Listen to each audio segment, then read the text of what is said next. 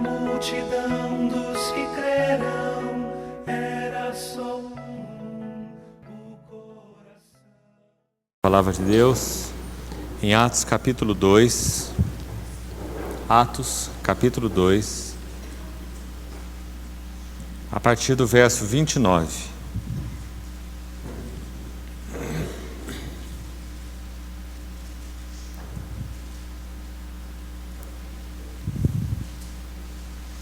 Atos capítulo 2, verso 29. Irmãos, seja-me permitido dizer-vos claramente a respeito do patriarca Davi, que ele morreu e foi sepultado, e o seu túmulo permanece entre nós até hoje.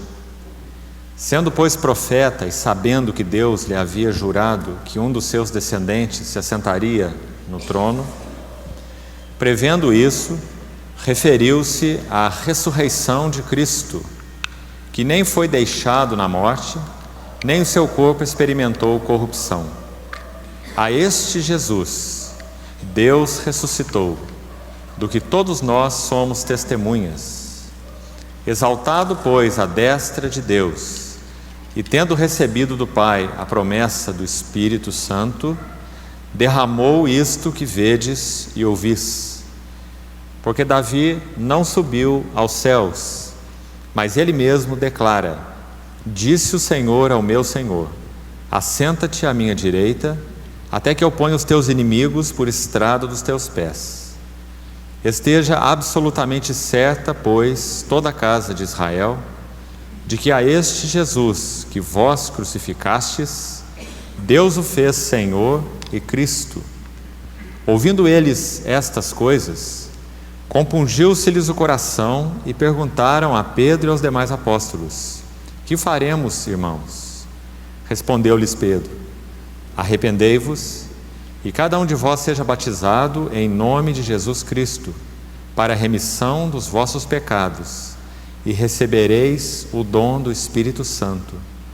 Pois para vós outros é a promessa, para vossos filhos e para todos os que ainda estão longe, isto é, para quantos o Senhor nosso Deus chamar.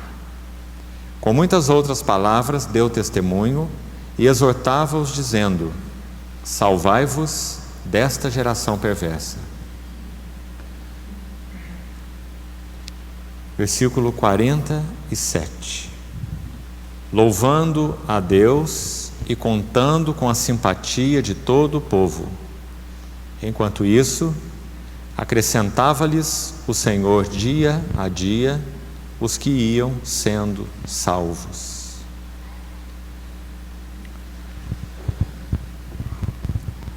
Pai, agradecemos o Senhor por podermos mais uma vez nos reunirmos, congregarmos com o foco na pessoa do Teu Filho, olhando para Ele. O Senhor nos deu vida por meio do Filho.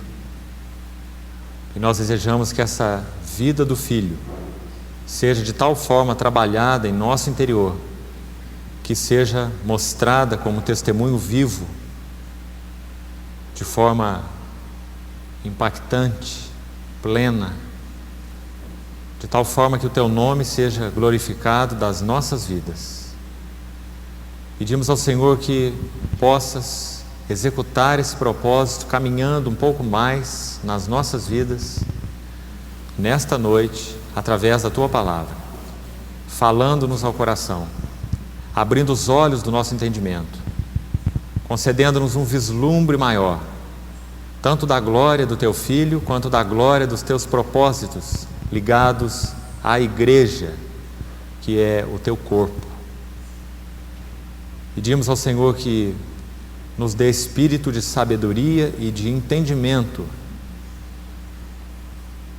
Nós nos entregamos a Ti, assim como entregamos a Tua palavra lida, e olhamos para Ti e esperamos em Ti. Em nome de Jesus. Amém. Irmãos, na reunião anterior, prosseguindo o nosso estudo do livro de Atos, nós fizemos uma correlação, que vou apenas citar para retomarmos então e prosseguirmos, nós fizemos uma correlação, em especial, dos versos 32 a 36 do capítulo 2 com o Salmo 133, mostrando para os irmãos que aquele lugar, segundo o Salmo 133, verso 3, aquele lugar onde ali ordena o Senhor a sua bênção e a vida para sempre, de uma forma muito particular, muito especial, fala da igreja. Porque o Salmo começa dizendo que a vida em união daqueles que são do Senhor, ela é boa e agradável. Salmo 133, verso 1. E logo no verso 2 ele começa a dizer qual a causa, qual a razão de ser tão bom e agradável viverem unidos os irmãos. Qual é, na verdade, a fonte dessa união? Examinamos isso na reunião anterior. Só o Espírito de Deus é o Espírito de unidade. Nós somos fracionados e divididos até mesmo de nós mesmos e dentro de nós mesmos. O único ser que vive em verdadeira unidade é o Deus triuno, Pai, Filho e Espírito, triuno, uma essência em três pessoas. Então, quando o Espírito Santo foi dado à igreja, ele é o espírito de unidade e, consequentemente, o espírito de união. Por isso, lá em Efésios 4 diz que nós devemos preservar, não chegar, não alcançar, mas preservar, porque ela já nos foi dada. A nossa incumbência é não quebrá-la, a nossa incumbência é viver no vínculo da paz, porque esta unidade no Espírito e pelo Espírito já nos foi dada. Então, Paulo exorta, preservando a unidade do Espírito no vínculo da paz. Então nós examinamos aquele salmo à luz desse texto de Atos, mostrando para os irmãos então que o verso 2, quando o salmista caminha um pouquinho mais, ele diz que essa doçura, essa agradabilidade que reside no fato dos irmãos estarem juntos, ela tem uma causa. Então ele usa metáforas para nos ajudar a entender essa maravilhosa causa. E já no verso 2, então, o que ele diz? Irmão, se lembra? Salmo 133, verso 2. É como o óleo precioso. Precioso porque teve um preço. Precioso porque o Senhor foi quem cumpriu a obra necessária, o trabalho necessário para que nós tivéssemos o bom e o agradável, ou a boa e a agradável experiência da unidade. Então, para que nós tivéssemos essa experiência tão abençoada, divina mesmo, porque o Espírito de Deus habita naqueles que creem nele, o Senhor teve que pagar um preço. Por isso o óleo é precioso, como vimos. E observem que esse óleo tem um curso. Primeiro, o óleo precioso sobre a cabeça.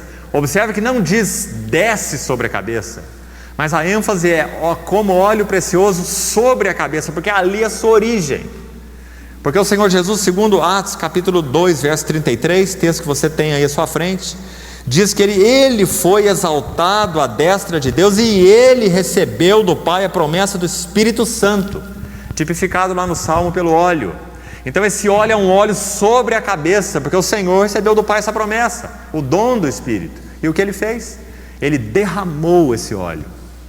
O Salmo, inclusive, nós vimos, ele especifica esse óleo não apenas como bênção, não apenas como vida, bênção sim, vida sim, mas autoridade também. Porque diz que aquele óleo sobre a cabeça, ele desce para a barba. Isso nas Escrituras fala de autoridade. E depois diz, desce pelas golas das vestes de Arão, que é uma figura tipológica de Cristo no Velho Testamento, muito claramente. Então você vê ali no Salmo 133 um sumo sacerdote sendo ungido, Arão, que prefigura Cristo, que é o verdadeiro sumo sacerdote que penetrou os céus. Isso é muito claro nas Escrituras, especialmente no livro de Hebreus, que trata desse assunto do sumo sacerdote, mostrando que Arão é uma figura de Cristo. Então, óleo sobre a cabeça, o Senhor recebeu do Pai a promessa do Espírito, e ele derramou, não é isso que Pedro fala? Ele derramou isto que vedes e ouvis, não é? Foi o testemunho de Pedro ali logo após o Pentecostes. Ele recebeu e ele derramou. Versículo 33, derramou isto que vedes e ouvis. Então no versículo 36, esteja absolutamente certa, pois, toda a casa de Israel, de que a esse Jesus que vós crucificastes, esse é o preço. Esse foi o caminho que o Senhor trilhou para nos dar esse óleo precioso, obediente até a morte, morte de cruz. Cumpriu nele mesmo uma eterna redenção, como diz Hebreus, capítulo 9. Então esse Jesus que vós crucificastes, Deus o fez, o Senhor, Kyrios, e o Cristo, o ungido, o Messias. E essa unção fala exatamente desse óleo que o Senhor recebeu. Tanto nele mesmo esse óleo era pleno, o Senhor foi concebido pelo Espírito Santo, no ventre da Virgem, e foi ungido pelo Espírito Santo, lá no Rio Jordão, quando do seu batismo. Então digamos que o Senhor é aquele que é constituído pelo Espírito por dentro e ungido pelo Espírito por fora. Não é assim? O ente santo que te há de nascer será chamado Filho de Deus, foi o que Maria ouviu. Como que isso aconteceria? O Espírito de Deus a envolveria com a sua sombra, lembra de Lucas? Então ele foi gerado pelo Espírito, ele foi ungido com o Espírito. E depois que ele cumpriu a sua obra, entra na morte, é ressuscitado dos mortos pela glória do Pai, exaltado, como diz o verso 33, tendo recebido do Pai a promessa do Espírito, ele, digamos, não fica com isto para ele, com essa bênção de toda a sua obediência, esse varão que foi provado como homem até a morte, morte de cruz, obediente, mas essa bênção que ele recebe do Pai, ele compartilha com a igreja, o Espírito Santo. Então ele derrama, é a palavra do verso 33, tão linda palavra, não é pinga de gotas em gotas, mas é derrama sobre aqueles que foram chamados. Nós vamos ver essa ênfase especialmente hoje, chamados, para então serem congregados de tantos os povos, para constituírem um povo especial, esse povo chamado, como Pedro enfatiza aqui, a gente vai ver. Então isso tudo nós vimos com mais detalhes na reunião anterior. Hoje nós vamos avançar um pouquinho, ainda dentro do capítulo 2 de Atos. Não estamos seguindo necessariamente a ordem escrita do capítulo, mas estamos tirando as ideias talvez mais significativas desse capítulo tão rico, longo e rico, capítulo 2 de Atos. Ele é mesmo a base para o livro todo.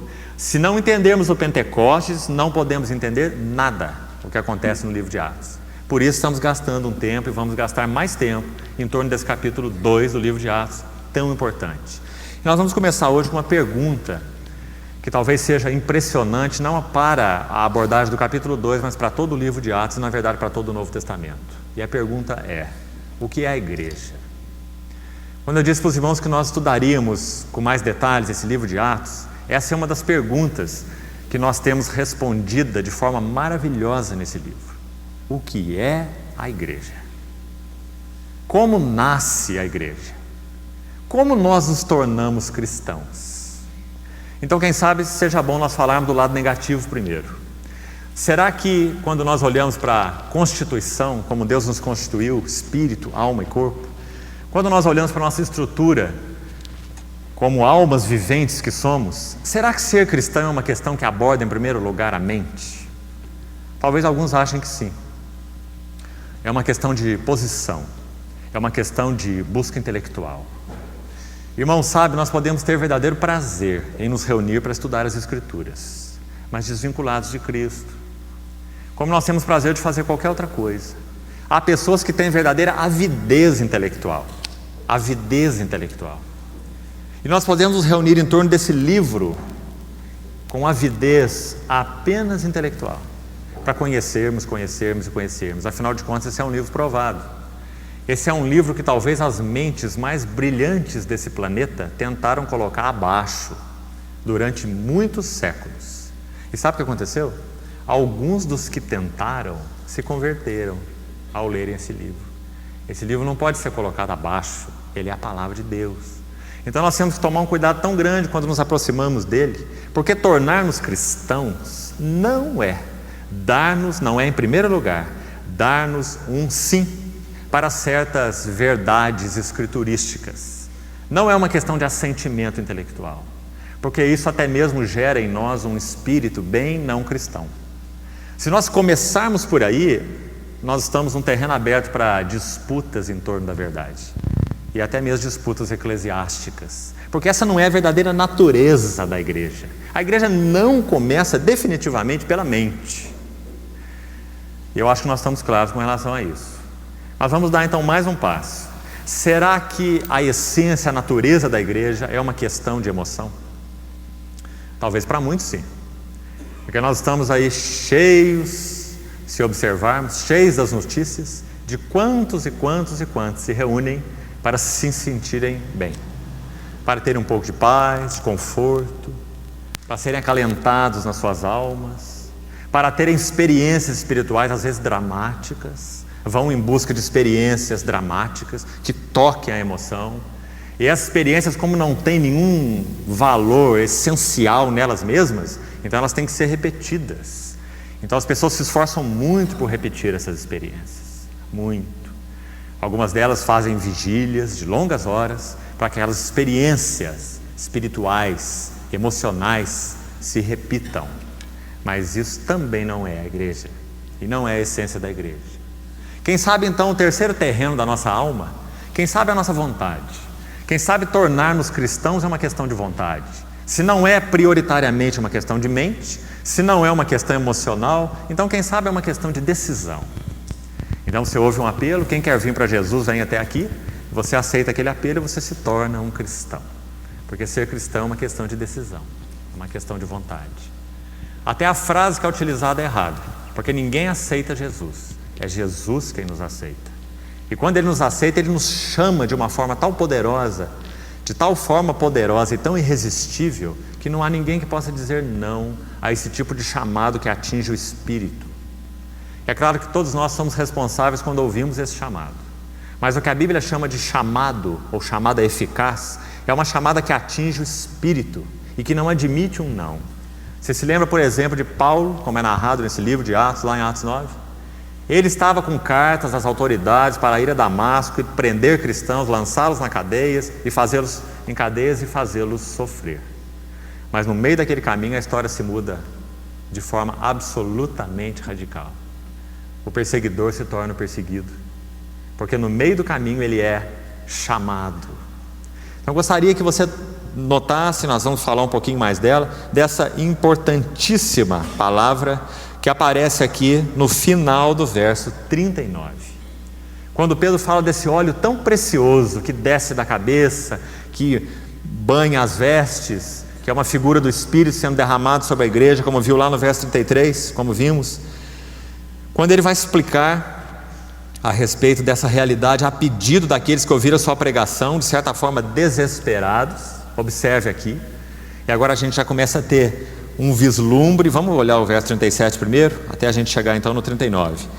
A gente já começa a ter um vislumbre do que é a essência da igreja, porque o irmão Pedro, veja bem, de forma nenhuma ele ministra esse sermão que se inicia ali no verso 16, o que ocorre é o que foi dito por intermédio do profeta Joel, é assim? Capítulo 2, verso 16, Pedro cita o texto de Joel aí completo até o verso 21, e então ele vai explicar, e na verdade vai começar a pregar. Varões israelitas, verso 22 do capítulo 2, atendei a essas palavras. Ele está introduzindo a sua pregação de uma forma maravilhosamente inspirada por esse Espírito que foi derramado. Então os irmãos vejam que são muito poucas palavras, é um sermãozinho de não dá 10 minutos, não é impressionante? Não chega a 10 minutos. A primeira pregação da história da igreja não tomou 10 minutos. Mas sabe qual é o resultado? 3.000 convertidos.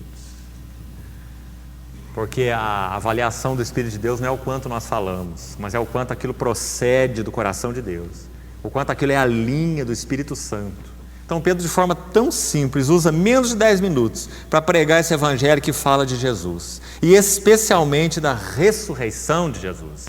Talvez esse seja um assunto para outra reunião, para podermos gastar um pouco de tempo. Você vai ver que no verso 24 ele já começa. Ao qual, porém, Deus fez o quê? Ressuscitou. Pedro não está falando do morto. Pedro não está interessado em primeiro lugar, embora isso seja essencial, porque a nossa fé tem base histórica. Nós não somos um povo que crê em um assunto sem pé nem cabeça. O nosso Senhor Jesus é o verbo que se fez carne, e aquele que nega que Jesus não veio em carne, esse é o anticristo. Então ele nasceu do ventre da Virgem, ocupou um tempo da história, realizou uma obra na história. A nossa salvação é histórica, graças a Deus, porque nós somos históricos. nós vivemos no universo, e o universo é tempo mais espaço. Então, se o Senhor Jesus não entrasse desse universo, nós não teríamos salvação nenhuma, porque nós somos desse universo. Nós ocupamos um tempo e um espaço, não é? E o nosso Senhor Jesus também. Ele nasceu lá naquela manjedoura e foi até aquela cruz e cumpriu aquela obra histórica no Gólgota, que tem valor eterno por ele ser quem é. Ele é o Deus eterno, o Verbo que se fez carne e habitou entre nós. Então Pedro vai tomando esses dados, vai citando, na verdade, esses dados de forma tão resumida, porque a ênfase de Pedro não é propriamente a questão histórica, embora ela seja muito importante, como já falei. Mas a ênfase de Pedro é a ressurreição. Ele vai dizer, na verdade, o que o João já tinha dito, que esse grão de trigo foi lançado em terra. Ele foi, veja só, no verso 23, o anterior, entregue pelo determinado desígnio, plano e presciência, pré-conhecimento de Deus. Então a questão não é vós o matastes, a questão não é, em primeiro lugar, vós o crucificastes, mas a questão é, ele é o Verbo que se fez carne, porque nos conselhos eternos de Deus algo estava previsto. Os irmãos estão vendo?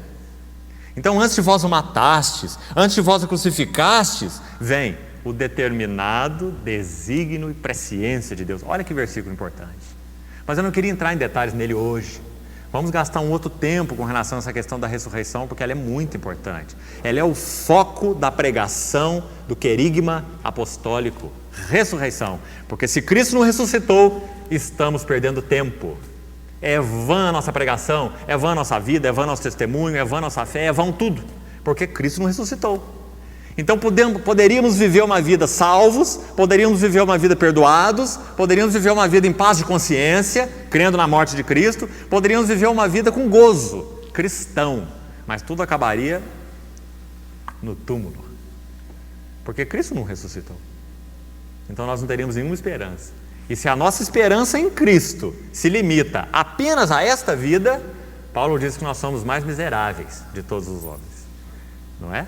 Por que não se limita apenas a essa vida? Porque Jesus, verso 24, foi ressuscitado por Deus, não é?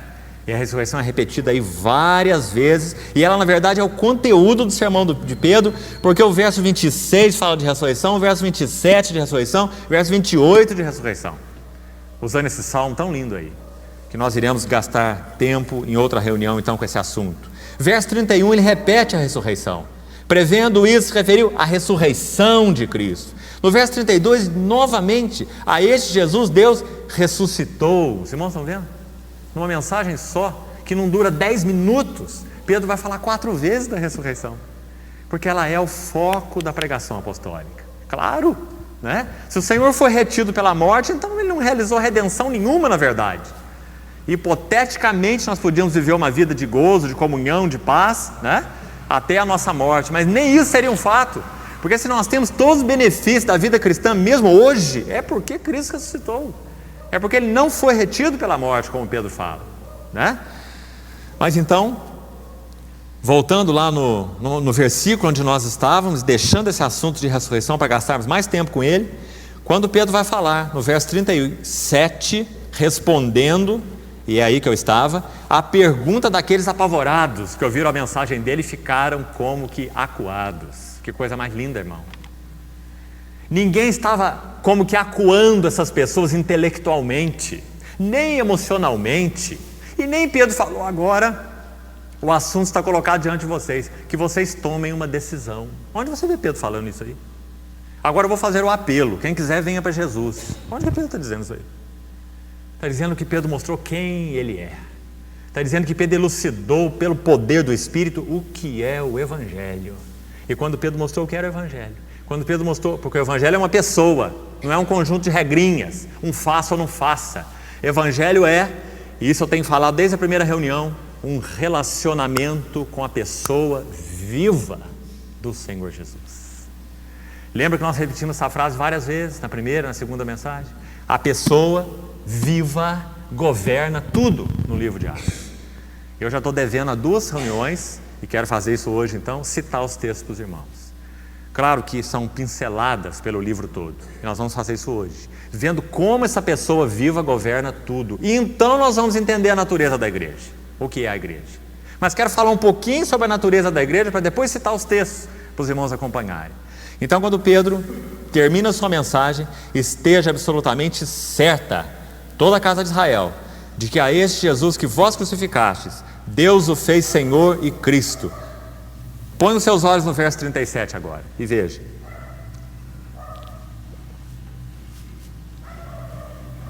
Ouvindo eles essas coisas, compungiu-se-lhes. Sabe qual é o sentido aqui? Eles ficaram, de certa forma, aprisionados. Eles ficaram, de certa forma, apertados. Eles ficaram, de certa forma, constrangidos. E essa palavra constranger significa dar um nó, né? Eles não tinham por onde sair. A palavra os capturou. Então, eles é que fizeram a pergunta para Pedro. Você percebe que Pedro, como aquele pescador, ele lança a rede e ele crê na soberania de Deus nessa pesca. Você lembra o que o Senhor falou para Pedro lá em Mateus 16? Também eu te digo que tu és um pedregulho, participante dessa obra que eu realizo, edificar a igreja sobre a rocha que sou eu. Eu te digo que tu és uma pequena pedra, e sobre esta rocha, ele mesmo, filho, eu edificarei minha igreja, eu edificarei, e as portas do inferno não prevalecerão contra ela. Eu vou fazer uma coisa com relação a você, Pedro: dar-te-ei as chaves do reino dos céus. Lembra? Então os irmãos estão vendo agora Pedro, pela ação do Espírito, pela sua compreensão agora da palavra, por uma visão clara de quem é o Senhor, porque agora o Espírito desceu. Você está vendo Pedro pegando as chaves que o Senhor deu a ele e abrindo as portas do reino dos céus. E Pedro usa duas palavras que mostram como essa porta é aberta. Sabe onde elas estão? No verso 38. Que faremos, é a pergunta, com o coração compungido. Então Pedro e os demais apóstolos respondem, ou Pedro responde, né? Eles perguntam a Pedro e aos demais apóstolos, e Pedro responde no verso 38, arrependei-vos, primeira chave, e cada um de vós seja batizado em nome de Jesus Cristo, segunda chave. Ele está dizendo, olha, se o Espírito de Deus usou a palavra de Deus e capturou vocês, agora vocês estão vendo quem é Cristo. Sabe qual é o caminho? Metanoia, arrependimento. Sabe o que significa isso? Você estava vendo a vida, você estava vendo as pessoas, você estava vendo o próprio Jesus de Nazaré. Tantos falam sobre Jesus de Nazaré, tantos cantam sobre ele, tanta poesia já foi escrita com o nome dele. Vocês estavam vendo a vida, o mundo, as pessoas, a nós mesmos. Vocês estavam achando que nós estávamos embriagados. Lembra? Lembra os versos anteriores? Pedro teve que dizer, não estamos embriagados, não tem ninguém embriagado aqui. O que vocês estão vendo é o que Joel escreveu, e agora aconteceu. Não é? O Espírito derramado sobre toda a carne, vossos filhos e vossas filhas profetizarão, e etc. Então Pedro está dizendo em outras palavras, vocês viam a vida, vocês viam as coisas, vocês viam as pessoas, vocês viam o próprio Jesus de Nazaré, de uma maneira. Agora vocês estão vendo de forma inteiramente nova. Isso é arrependimento, a mente é mudada. Agora sim, agora nós chegamos na mente, mas não o primeiro passo. Mas agora, porque eles foram compungidos no coração, eles fizeram aquela pergunta para Pedro, e Pedro falou, a mente de vocês deve ser mudada. Aquele Jesus não é apenas o Jesus de Nazaré, veja quem ele quer, quem ele é. Estejam certos, ele é Senhor e Cristo. Então Pedro vai abrir para eles o caminho da confissão. Eles já tinham sido capturados no coração, porque essa é a natureza da igreja. O que é a igreja? A igreja se compõe daqueles que tornaram-se cristãos, porque foram chamados pela palavra da verdade do Evangelho. E quando eles foram chamados, então as portas foram abertas para o arrependimento e para a sua prova pública, que é o batismo. Não é? Não haveria realidade espiritual desse arrependimento apenas aí na nossa cabeça. O batismo é a prova. No batismo em nome do Senhor Jesus para a remissão dos pecados, eu estou dizendo assim, eu vi esse Jesus de Nazaré, já conhecia a respeito dele, quem sabe já crescia ouvindo sobre ele, mas agora eu sei quem é ele. Agora eu sei que ele é Senhor e Cristo. Isso é conversão, irmão. Ser colocado em relacionamento com uma pessoa viva. Porque saber sobre Jesus de Nazaré é ser colocado em relacionamento com uma pessoa morta. Mas ser chamado pelo Espírito de Deus, pela ação do Espírito de Deus, através da palavra de Deus, é ser colocado em relação com uma pessoa viva, né? E essa então é a essência e a natureza da igreja. A partir daí sim, a mente é alcançada, metanoia, mudança de mente. A vontade é alcançada. Você vai ver o texto muito claramente aí. Pedro está dizendo: salvai-vos desta geração perversa. Está vendo o caminho que essa geração caminha? O caminho de vocês agora é outro. Salvai-vos dessa geração. Será que eles teriam capacidade de fazer isso por vontade própria, por determinação? Nunca. Não é? Então a conversão atinge a vontade também, mas não começa nela, assim como não começa na mente. Não é? E a conversão também atinge as emoções, é claro, os sentimentos. Nós sentimos de uma forma, agora que nós nos relacionamos com uma pessoa viva, nós sentimos de outra forma. Graças a Deus. Nossos sentimentos são afetados. Nossa vida emocional é mudada. Que bênção, irmão. Salvação da alma, como Pedro chama. Essa mente velha não vai permanecer velha. Essa vontade rebelde, obstinada, mesquinha, duvidosa, não vai permanecer assim. E essa emoção toda descontrolada, confusa, misturada, que ama o que Deus não ama, que aborrece o que Deus não aborrece, esse sentimento também vai ser alcançado.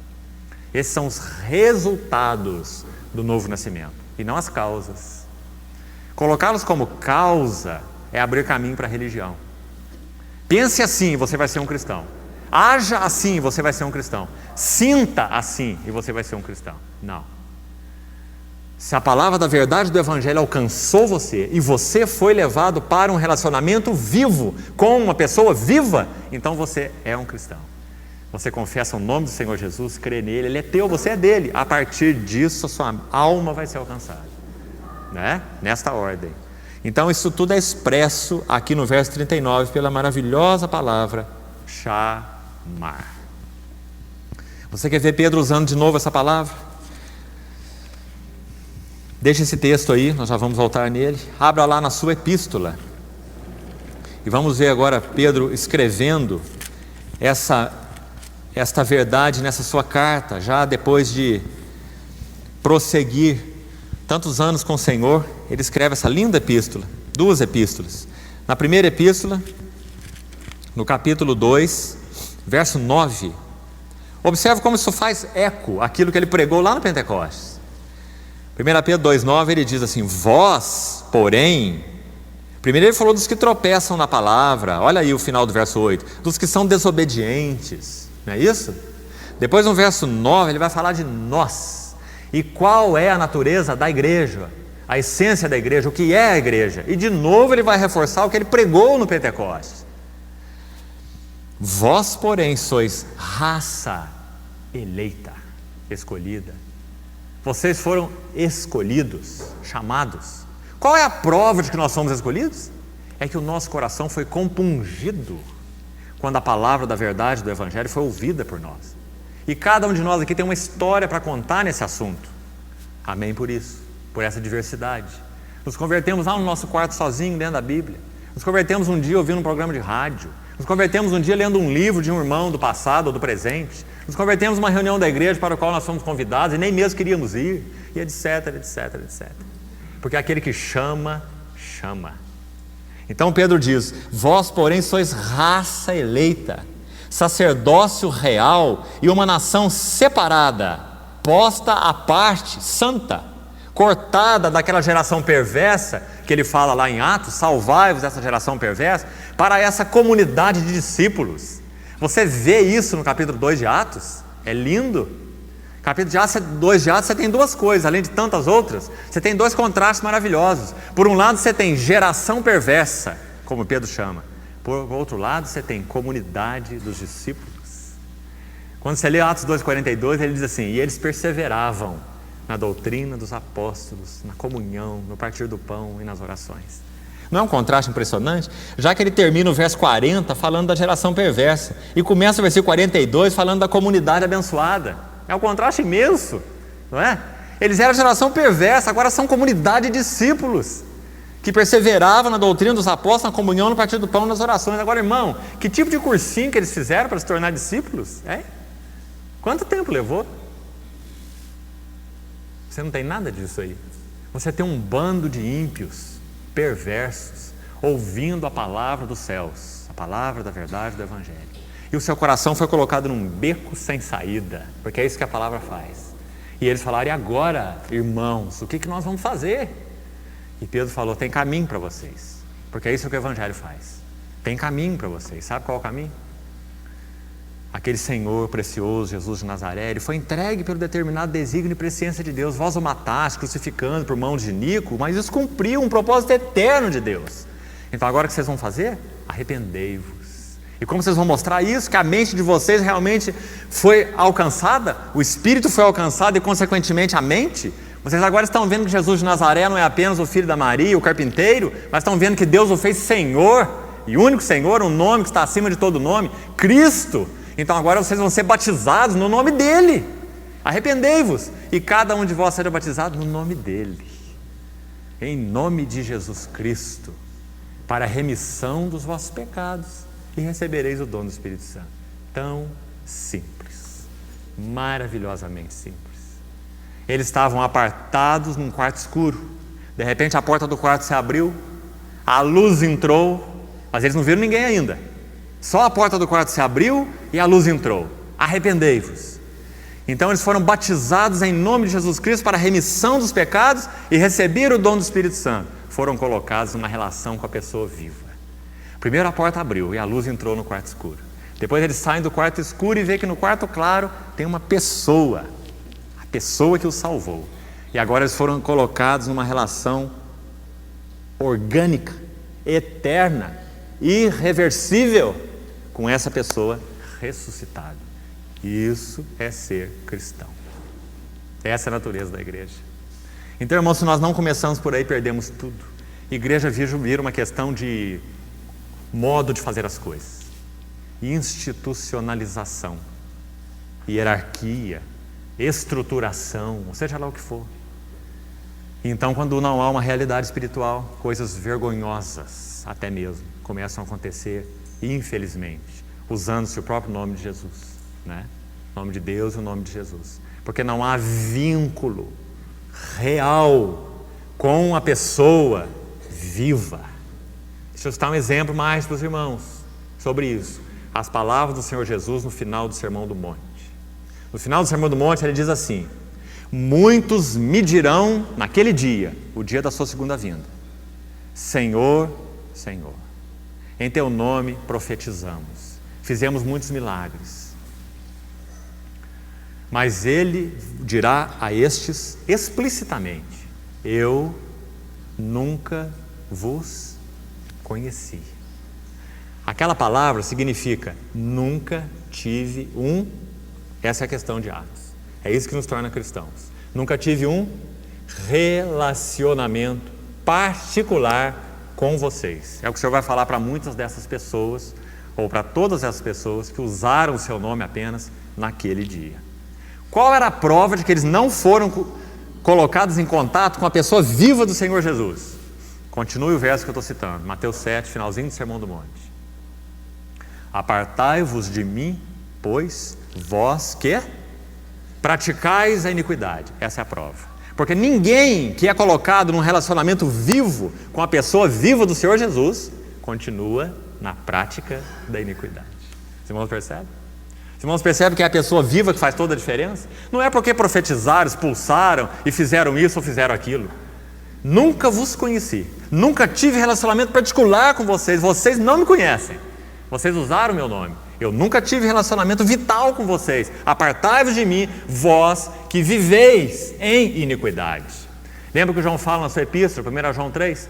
Aquele que é nascido de Deus, o que permanece nele é a divina semente. Este não pode viver pecando, porque ele é nascido de Deus. Não está dizendo que ele não peca, porque já no seu primeiro capítulo, João diz que se nós dissermos que não temos cometido pecado, fazemos Deus mentiroso. Nós sabemos a fragilidade da nossa carne, mas uma coisa é uma coisa, outra coisa é outra coisa. João está dizendo que ninguém que nasceu de novo tem qualquer prazer em pecar. Pecar e confessar, pecar e confessar, pecar e confessar, uma atitude leviana e brincalhona com algo sério. Pedro diz que aqueles que conhecem o Senhor Jesus têm aprendido a viver pelo poder da sua vida e não vivem na prática da iniquidade ou na prática do pecado. Isso é ser cristão. E essa é a natureza da igreja. É por isso, irmãos, eu comecei por aí, é por isso que a ideia da pessoa viva do Senhor governa todo o livro de Atos. Então, antes de mostrarmos, e eu vou fazer isso agora citando alguns versículos, por como a pessoa viva do Senhor Jesus governa o livro todo, então se nós vemos isso, nós sabemos o que é a igreja. O que é a igreja então? É ser simplesmente colocados numa relação com a pessoa viva do Senhor Jesus. Não importa se eu cresci ouvindo sobre Ele, e muitos aqui cresceram ouvindo sobre Ele, muitos, inclusive eu, não importa, nós precisamos conhecê-lo como nosso Senhor, Kyrios, e Cristo. Tu és o Cristo, o Filho do Deus vivo. E quando somos colocados nessa relação, nós somos filhos de Deus, porque o Senhor cumpriu tudo que era necessário para nós o sermos. Então nós não precisamos dar nenhum tipo de 10 nem 12 passos, e nem passo nenhum, porque quem dá todos os passos em direção a nós é Ele. A partir daí, junto dele, nós damos todos os passos que são necessários. Nossa vontade é mudada, nossa mente é mudada, nossas emoções é mudada, tudo em nós é mudado, por consequência. Então, o versículo 9, onde eu estava lendo, 1 Pedro 2,9, para concluir esse verso, ele diz que essa nação santa, posta à parte, essa comunidade de discípulos que a gente vê lá em Atos, contrastando com a geração perversa, esse povo, essa raça, essa nação, é um povo de propriedade exclusiva. Que linda palavra! Essa palavra exclusiva significa literalmente um povo que gira em torno de. Muito linda essa palavra, como Pedro usa e Paulo usa também lá em Tito, quando ele diz que ele separou para si um povo exclusivamente seu, zeloso de boas obras. Você se lembra? Tito capítulo 2, é a mesma palavra, exclusiva, exclusivamente, um povo que tem um centro agora e gira em torno dele. O que esse povo fala, a maneira como esse povo vive, a forma como esse povo pensa, a maneira como esse povo relaciona, tudo tem um centro gravitacional. Qual é o centro gravitacional? É a instituição? É qualquer tipo de regra denominacional? Porque somos daqui ou somos dali, professamos esse ou aquele nome? Não, nada disso. É porque esse povo foi colocado para gravitar em torno de uma pessoa viva, o Senhor Jesus. Então ele diz povo de propriedade exclusiva. Que linda frase. Gira em torno do próprio Deus, a fim de, aí o propósito, do nosso chamamento, proclamardes as virtudes daquele que vos chamou. Palavra que ele usou lá na pregação dele, respondendo aquela pergunta do que faremos, Arrependei-vos e cada um de vós seja batizado em nome do Senhor Jesus e recebereis o dom do Espírito Santo, porque a promessa é para vós, é para os vossos filhos, é para todos que estão longe. Agora ele falou dos gentios, olha que interessante. E depois é Pedro mesmo que é mandado na casa de Cornélio, não é? Cornélio era judeu? Cornélio era gentio, não é? Então o próprio Pedro já tinha pronunciado isso aí no Pentecoste. A promessa é para vós, é para vossos filhos e é para os que estão longe, gentios. Isto é, para quantos o Senhor nosso Deus chamar. Que importante palavra, Então aqui ele repete na sua epístola: proclamardes as virtudes daquele que vos chamou. Chamou das trevas, quando eu usei o exemplo aí do quarto escuro, para a sua maravilhosa luz. Não apenas tirado das trevas para a luz, mas tirado das trevas para a luz de um relacionamento vital com uma pessoa. Qual pessoa? Deus em Cristo. Um povo exclusivamente gira em torno de. Então, tão claro isso, Tão simples, irmãos, mas tão fundamental. Porque existem monumentos sendo erguidos aí com o nome de igreja, igreja isso, igreja aquilo, E se você quer entrar para essa igreja, você tem que então conhecer o regulamento da igreja para saber como que a igreja se comporta, A igreja assume uma posição indevida, é como a lua e o sol. Na Bíblia o sol é uma figura de Cristo, a lua é uma figura da igreja, porque a lua não tem luz própria, ela é só um espelho, ela reflete a luz do sol. Assim é a igreja. A igreja não prega sobre ela, a igreja não tem sua doutrina da igreja. A doutrina da igreja é a doutrina dos apóstolos, é a doutrina de Cristo. A igreja é lua, a igreja não é sol. Nós não somos salvos quando nós conhecemos a igreja, como ouvimos muita mensagem desse tipo. Quando eu fui para a igreja, minha vida foi salva. Não, a igreja não salva ninguém. Quando nós conhecemos a Cristo e fomos colocados num relacionamento vivo com Ele, Ele é o nosso Salvador. Ele é o nosso Kyrios. Ele é o Cristo de Deus. Deus o fez Senhor e Cristo. Assim que Pedro terminou, né? Então, voltando lá no capítulo 2 de Atos, ele conclui ali a sua mensagem no verso 40 dizendo: salvai-vos desta geração perversa. E como eu disse, então você faz o contraste do verso 40 com os versos 42 em diante, muito maravilhoso, de onde aqueles irmãos, não é, no sentido de ser membros da mesma raça, os judeus, foram tirados, e o que eles se tornaram por causa dessa conversão, ou desse novo nascimento. Perseveravam na doutrina, na comunhão, no partir do pão, nas orações. Veja aí, verso 43, em cada alma havia temor. Imagina, irmão, pessoas obstinadas, não é? Pessoas que o único superior que eles podiam aceitar sobre a cabeça deles é o seu próprio chapéu, não é? Agora você vê essas pessoas sendo descritas como uma alma que tem temor. Isso só pode ser resultado de nascer de novo, não é?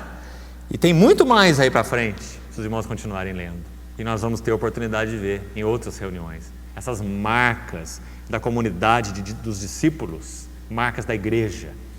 Mas então, eu vou pagar a minha dívida já de 2 reuniões com os irmãos, dando uma passagem rápida, e vai ter que ser rápida mesmo, pelo livro de Atos, para mostrar essa centralidade da pessoa viva do Senhor Jesus. Então vamos lá. Prepare a sua Bíblia aí, nós vamos correr rápido por ela, dentro do livro de Atos somente. Atos capítulo 4, verso de 11 a 13. Segunda pregação de Pedro, está aí em Atos 4.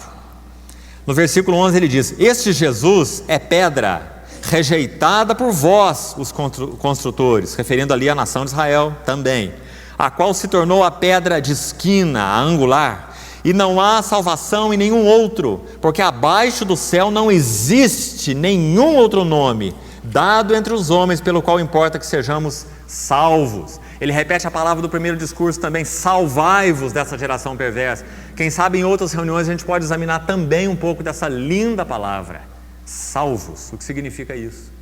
Então, ele diz: não há nenhum outro nome pelo qual importa que sejamos salvos. Agora veja aqui, verso 13 em especial: ao verem a intrepidez de Pedro e João, 2 coitados, 2 pescadores, iletrados e incultos. Ao ver a intrepidez de Pedro e de João, sabendo que eram homens iletrados e incultos, admiraram-se e reconheceram. O que eles reconheceram? Que eles haviam estado com Jesus. Agora a pergunta é: eles não estavam com Jesus, não estiveram com Jesus durante 3 anos e meio? Hein? Por que 3 anos e meio antes Pedro não teve essa ousadia, esse destemor, esse poder, essa intrepidez? Porque agora, aquele que recebeu o óleo sobre a sua cabeça, derramou isto que vedes e ouvis. Agora é um outro Pedro.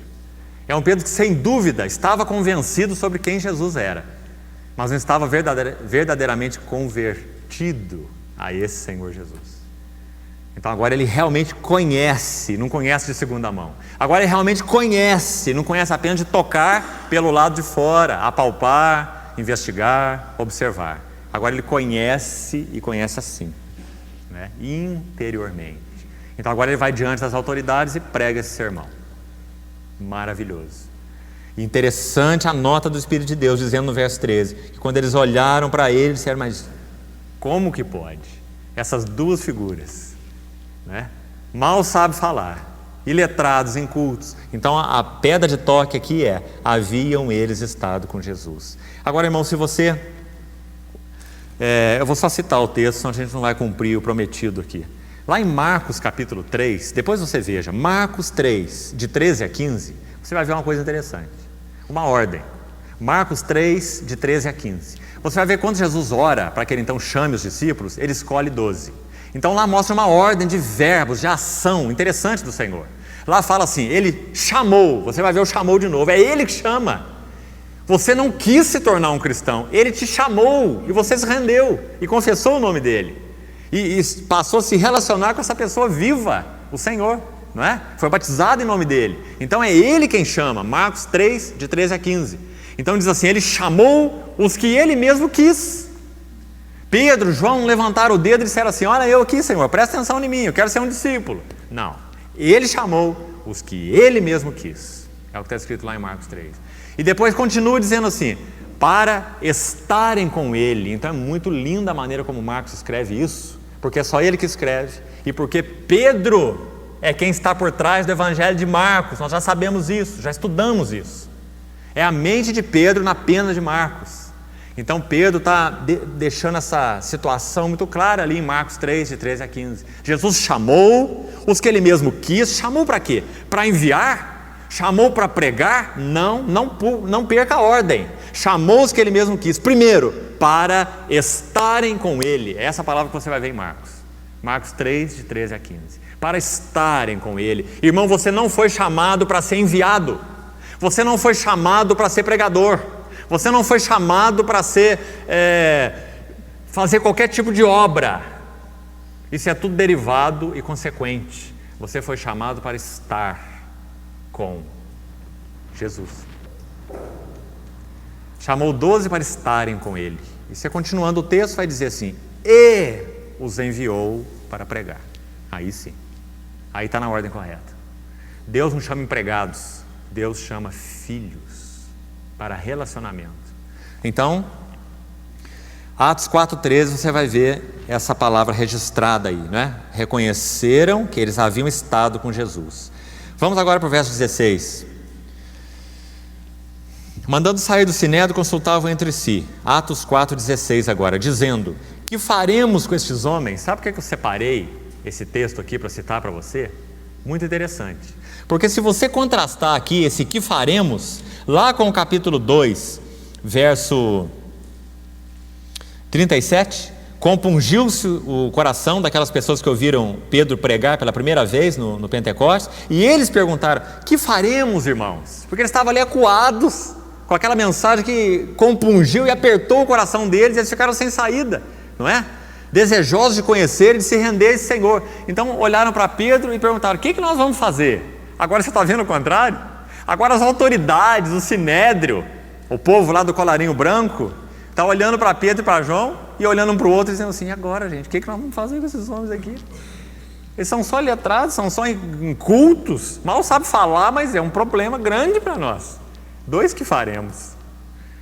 Um que faremos, que foi resultado da pregação poderosa de um pescador iletrado. E um outro que faremos, da preocupação das autoridades religiosas. O que iam fazer, já que agora eles tinham um templo vazio, nenhum poder, só religião, só roupa, só verniz, nenhuma realidade. Agora eles veem aqueles 2 se levantando daquela maneira e eles têm um problema grande agora. Então eles perguntam um para o outro, que faremos? Interessante, não é? Que faremos? Versículo 16, com esses homens, pois na verdade é manifesta a todos os habitantes de Jerusalém que um sinal notório foi feito por ele e não por eles, e não podemos negar. Se referindo à cura daquele coxo, lá do capítulo 3, né? Então os irmãos vejam que detalhes impressionantes, mostrando que a pessoa viva do Senhor Jesus governa todo o livro de Atos, governa a vida da igreja. Ele é Kyrios. A igreja não tem nenhuma ordem, nenhuma estruturação, nada que ela possa fazer que não flua debaixo da ordem desse cabeça e seja frutífero. Ela pode inventar o esquema que quiser, ela pode ter o plano que tiver, não terá realidade vital nenhuma, porque a realidade vital da igreja é Jesus Cristo, essa pessoa viva, é o seu Senhor e o seu Cristo. Então nós vivemos debaixo de um encabeçamento de um Senhor, nós compramos e vendemos ouvindo esse Senhor, nós vestimos ouvindo esse Senhor, nós nos relacionamos ouvindo esse Senhor, nós nos reunimos ouvindo esse Senhor, nosso palavreado segue as normas desse Senhor. Irmão, se isso não é uma realidade, não tem igreja, não tem igreja, porque as pessoas não foram colocadas em relação com Ele, e essa é a diferença, você está vendo aí, né? Vamos prosseguir mais um pouquinho, a gente tem pouco tempo. Atos 4 agora, 19 e 20. Mas Pedro e João lhe responderam, julgai se é justo diante de Deus ouvir-nos antes a voz do que a Deus. Que coisa, irmão. Pedro não pôde suportar nenhuma criada, uma empregada, lá do sumo sacerdote, do lado lá naquele pátio, quando Pedro estava sendo julgado, e aquela mulher dizendo que reconhecia Pedro. Ele não pôde suportar nem aquela observação daquela criada do sumo sacerdote. Tal era o medo daquele homem. E ele negou o Senhor então 3 vezes, depois de ter andado com o Senhor 3 anos e meio.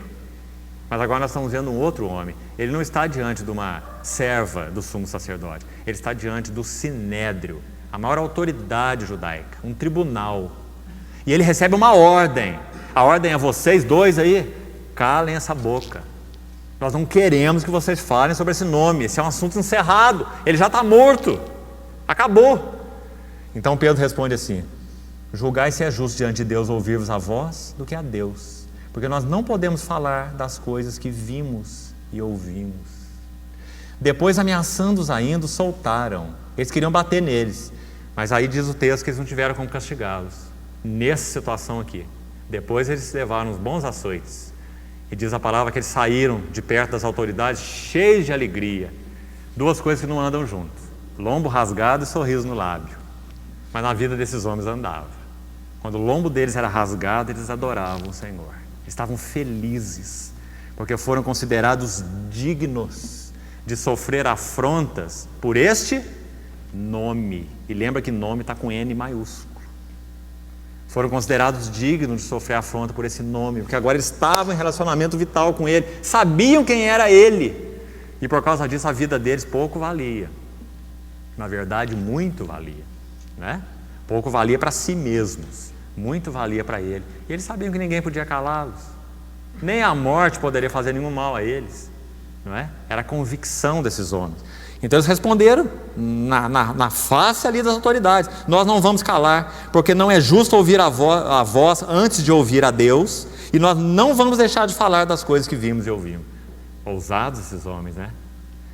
Depois, a sequência do texto aí, então fecha essa passagem. Agora olha o capítulo 5, verso 17. Levantando-se, porém, o sumo sacerdote e todos que estavam com ele, isto é, a seita dos saduceus, tomaram-se de inveja e prenderam os apóstolos e os recolheram à prisão pública. Mas de noite um anjo do Senhor abriu as portas do cárcere e, conduzindo-os para fora, lhes disse: ide, e apresentando-vos no templo, dizei ao povo todas as palavras desta doutrina. É o que está escrito aí? Não. Todas as palavras desta Zoé, vida. Por isso está aí com V maiúsculo, porque Zoé é um tipo único de vida. Ninguém tem Zoé. Ninguém. Todo ser criado tem vida dependente do Criador. Só tem um ser que tem vida Zoé. Uma vida que não foi criada, que não tem princípio e nem tem fim. É uma vida incriada. Vida eterna. Quem possui essa vida unicamente é Deus. E Jesus é Deus, não é? Então vocês vão falar do caminho desta vida, ou palavras desta vida, porque eles foram colocados para serem participantes desta vida. Relacionamento vivo com uma pessoa viva. Que lindo você ver então essa linha por todo o livro. Vamos em mais um texto, 5:28. O 27 diz: trouxeram-nos e apresentaram no Sinédrio. Então eles lá de novo, diante do Sinédrio, mesmo lugar. Eles tinham acabado de sair, né? Lançados na prisão. Agora acabamos com esses homens, eles não querem ficar quietos, então vamos prender que resolve o problema. Chega a noite, o anjo do Senhor vai lá, abre a cadeia, põe os homens para fora, eles saem, os guardas nem veem eles saírem, não é? Eles continuam pregando. Era assim que vivia, funcionava a igreja. Aí estão diante do Sinédrio de novo. Então eles dizem assim: expressamente vos ordenamos que não ensinasseis nesse nome, contudo encheste Jerusalém da vossa doutrina. Mal sabiam eles, não era doutrina nenhuma. Eles encheram Jerusalém da vida que eles tinham, da ousadia, da intrepidez, da realidade espiritual, não é? Mas aquele Sinédrio não entende nada disso. Eles são uma casa sem morador, uma casa vazia. E quereis lançar sobre nós o sangue desse homem. Então Pedro e os demais apóstolos afirmaram: antes importa obedecer a Deus do que aos homens. Esse Pedro obstinado mesmo, né? Ele está dizendo: nós não vamos obedecer vocês. O Deus de nossos pais, olha o verso 30, ressuscitou a Jesus. Você está vendo onde Pedro chega? Ele está dizendo, olha, nós não podemos seguir essas ordens, porque Deus ressuscitou Jesus. Nós nos relacionamos com Ele de forma viva. Ele é o nosso Kyrios, Senhor e Cristo. E nós somos incumbidos de pregar a respeito dEle, porque não há nenhuma chance para salvação para ninguém, nem para vocês que estão sentados aí nessa cadeira do Sinédrio, senão debaixo unicamente desse nome, como ele falou. Nenhum outro nome há debaixo do céu, pelo qual importa que sejamos salvos, não é? Então tudo isso é resultado desse Deus ressuscitou Jesus, pessoa viva, mais uma vez. A quem vós matastes, pendurando no madeiro, Deus, porém, com a sua destra o exaltou a príncipe e salvador, a fim de conceder a Israel o arrependimento e a remissão dos pecados. E olha agora o verso 32, nós somos testemunhas destes fatos, testemunha, mártires. E bem assim, o Espírito Santo, que Deus outorgou, deu aos que lhe obedecem. Nós somos testemunhas e o Espírito Santo é testemunha. Por isso que no capítulo 8 diz, recebereis poder ao descer sobre vós o Espírito Santo e sereis as minhas testemunhas. É isso que o Espírito Santo nos constitui. Capítulo 7, verso 54. Capítulo 7 é o capítulo do martírio de Estevão, o apedrejamento de Estevão, tremendo capítulo. Quando Estevão está sendo apedrejado, diz assim a palavra, Atos 7, 54. Ouvindo eles, enfureceram-se nos seus corações e rilhavam os dentes contra ele. Mas Estevão, cheio do Espírito Santo, mais uma vez, realidade viva, fitou os olhos no céu e viu a glória de Deus e Jesus mais uma vez, que estava à sua direita. E disse, eis que vejo os céus abertos e o Filho do Homem em pé à destra de Deus. Então, seguindo a linha, a pessoa viva está governando tudo. A pessoa viva está ali se expondo naquela visão de Estevão, quando ele estava para morrer pelo nome de Jesus. A pessoa viva como que rasga o céu e como que diz para Estevão, vem para cá, eu estou aqui. Então ele pôde sofrer aquela chuva de pedras, ser morto por aqueles que odiaram o seu testemunho e com aquela visão dos céus abertos e Jesus e a glória de Deus e o Senhor Jesus mostrado de uma forma singular, porque Apocalipse, Hebreus dizem que ele está assentado no trono, não é assim? Assentado, porque ele consumou uma obra. Quando Estevão viu de pé. Porque se uma visita ilustre toca a campainha da sua casa lá e você sabe que é ela, você não vai continuar sentado na sua poltrona, lendo o teu livro e deixando que a pessoa entre e tome um lugar na casa. Você vai guardar o teu livro, ficar de pé e vai lá encontrar aquela pessoa, não é? Uma atitude de carinho, de amor, de respeito, de consideração. Isso é o que nós vemos aqui. Estevão viu o Senhor Jesus em pé e não assentado, porque Estevão era o primeiro mártir da história da igreja.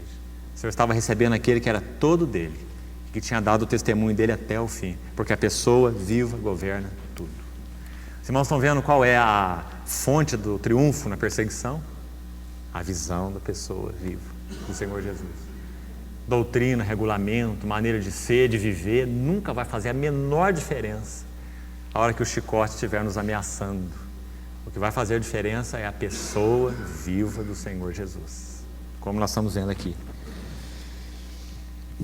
Vamos ter que avançar mais depressa. Vamos lá para o final do livro. E eu vou ficar devendo uns textos para os irmãos. Quem sabe uma outra vez a gente volta nisso. Capítulo 17, versículo 6. Vou ler só mais 2 para nós terminarmos. Capítulo 17, versículo 6. Você vai ver uma situação aqui muito interessante. Paulo e Silas estão pregando em Tessalônica. Eles ficam 3 semanas ali junto com aqueles irmãos. E no versículo 6 diz assim: porém, não os encontrando, arrastaram a Jason e alguns irmãos perante as autoridades. Eles queriam prender Paulo e Silas, não encontraram, levaram esse Jason, clamando. Agora veja o que eles falaram, é o que nos interessa aqui. Agora eles estão em Tessalônica, são gentios, não estão em Jerusalém. Presta atenção nessa frase: estes que têm transtornado o mundo chegaram também aqui. Que coisa, hein? Esses que têm transtornado o mundo chegaram até aqui. De novo, um relacionamento com a pessoa viva do Senhor. A maneira que eles leram isso é: esses dois aí estão difíceis. O que vamos fazer? Transtornaram o mundo e agora trouxeram o problema para dentro de Tessalônica, né? O Evangelho, a palavra da vida. E o último texto, então, que eu quero ler para nós terminarmos. Vamos agora lá no final. Nós começamos no capítulo 2, vamos lá no 26, para concluirmos, e você realmente ver que essa linha da pessoa viva do Senhor, ela passa por todo o livro.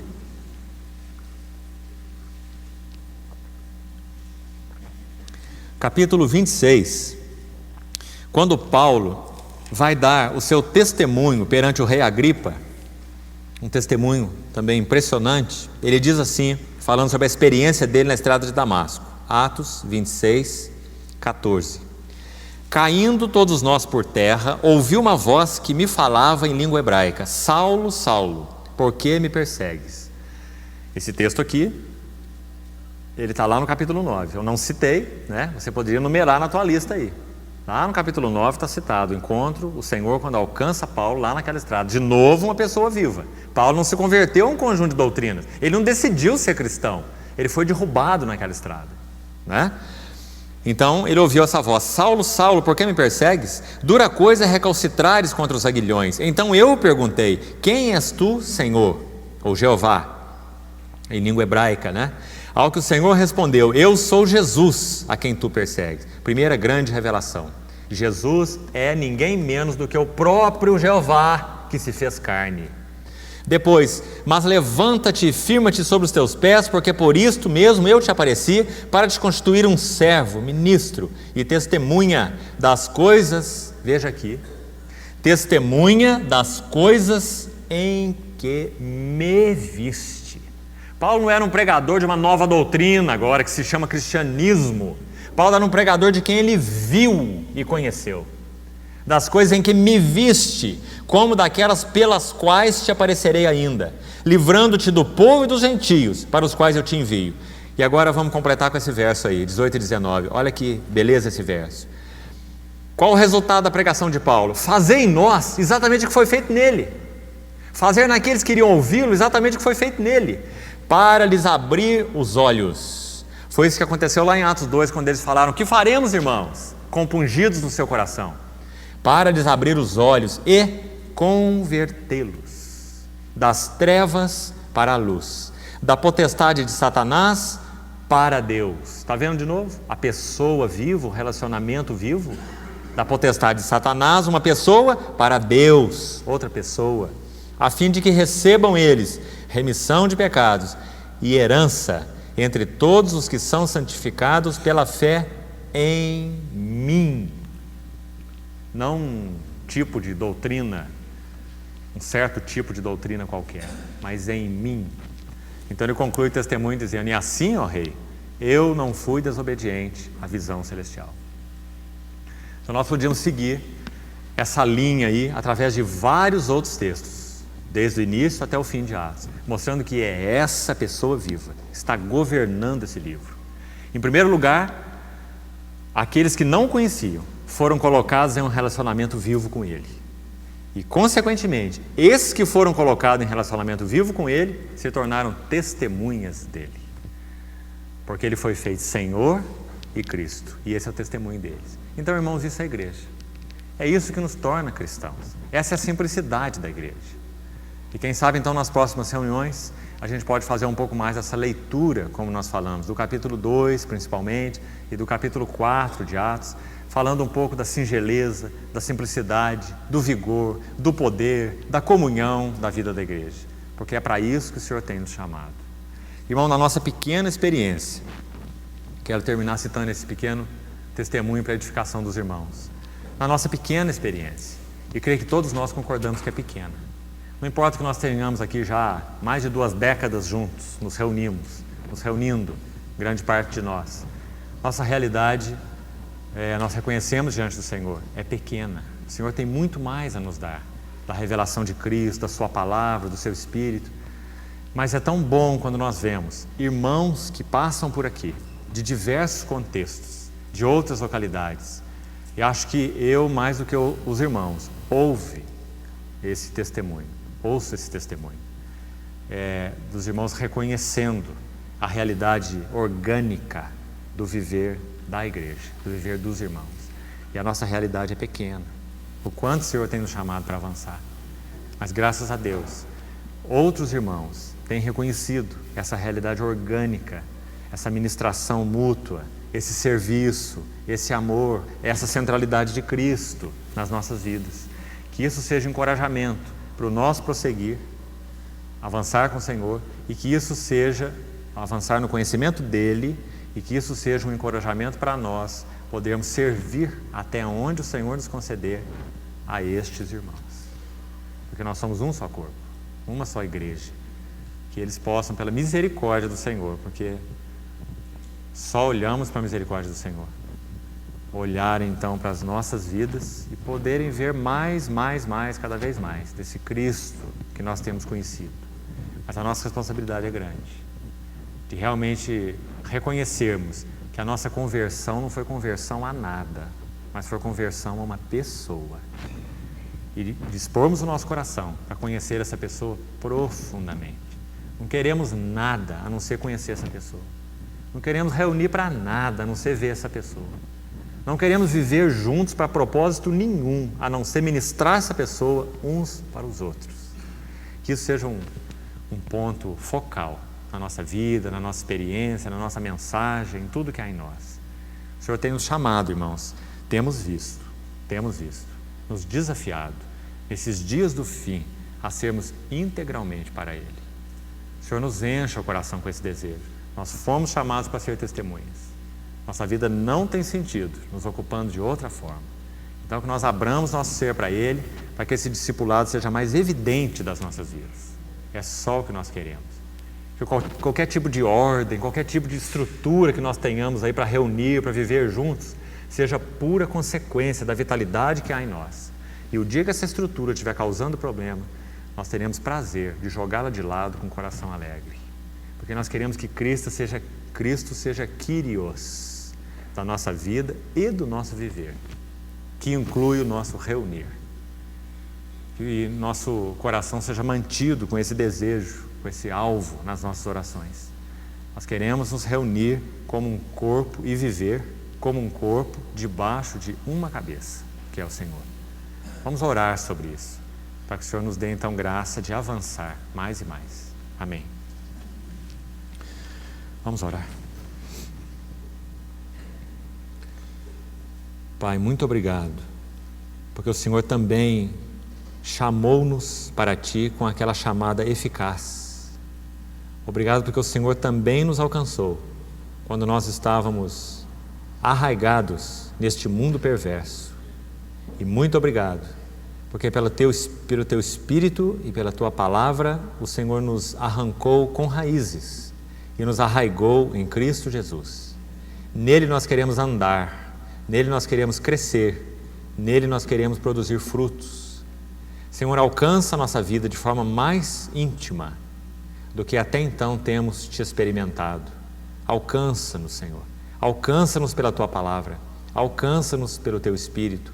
Alcança-nos com arrependimento. Alcança-nos mais intimamente. Nós carecemos tanto, Senhor, de Tua pessoa, não apenas conhecida por nós intelectualmente, mas formada em nós, nos nossos corações, determinando nosso viver, nosso falar, nosso relacionar, tudo que há em nós. Glorifica Teu nome nas nossas famílias, no nosso relacionamento conjugal. Senhor, que vejamos que nós fomos salvos de uma geração perversa para resplandecermos como luzeiros no mundo. Dá-nos ser fiéis, Senhor. Nós Te pedimos. Confiamos nossas vidas uma vez mais às Tuas mãos. Cuida de nós, Senhor. Apara-nos, lapida-nos, para que possamos refulgir mais um pouco da Tua beleza, da Tua glória. Em nome de Jesus Te pedimos. Amém, Senhor.